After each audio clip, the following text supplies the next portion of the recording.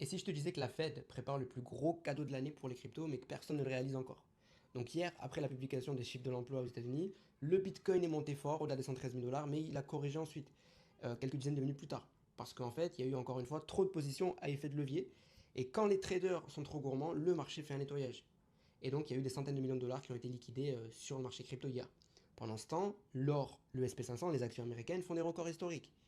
Et on a vu du coup seulement 22 000 créations d'emplois aux États-Unis, alors que les attentes étaient 75 000 et que le seuil d'alerte de la Fed, c'est 100 000 créations d'emplois par mois. Donc on est quand même 80 000 emplois en dessous du seuil d'alerte de la Fed.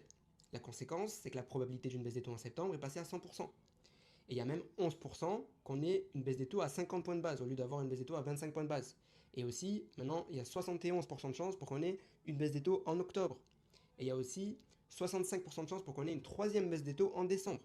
Donc je ne sais pas exactement si tu comprends ce que ça veut dire, mais on a toutes les conditions pour un réveil crypto explosif au quatrième trimestre. Donc peut-être pas en septembre, non. Peut-être que le marché crypto est tendu ce mois de septembre, c'est un mois de rentrée qui est toujours historiquement compliqué. Mais dès octobre, ça peut déjà partir fort. Donc même si on a vu encore une fois des sorties nettes sur les ETF crypto hier du côté de Bitcoin et d'Ethereum, honnêtement, je pense pas que ça change la tendance de fond.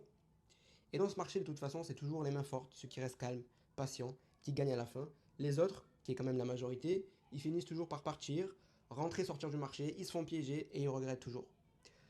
Donc dis-moi si tu veux en commentaire, est-ce que tu fais partie des gens qui sortent du marché ou des gens qui restent patients et qui s'attendent du coup à cette dernière jambe haussière de ce cycle crypto 2025. Je te recommande toujours de rester attentif aux nouvelles cryptos en ce moment puisque c'est un moment clé de ce cycle en ce moment. Tu peux rester attentif en rejoignant mon groupe Telegram où je partage toutes les infos crypto chaque jour en temps réel et surtout je fais des messages vocaux pour te donner mes conseils d'investisseurs crypto depuis 2018. On est plus de 8100 personnes dans ce groupe donc si tu veux rejoindre, le lien se trouve dans ma bio, c'est 100% gratuit et je te dis à bientôt.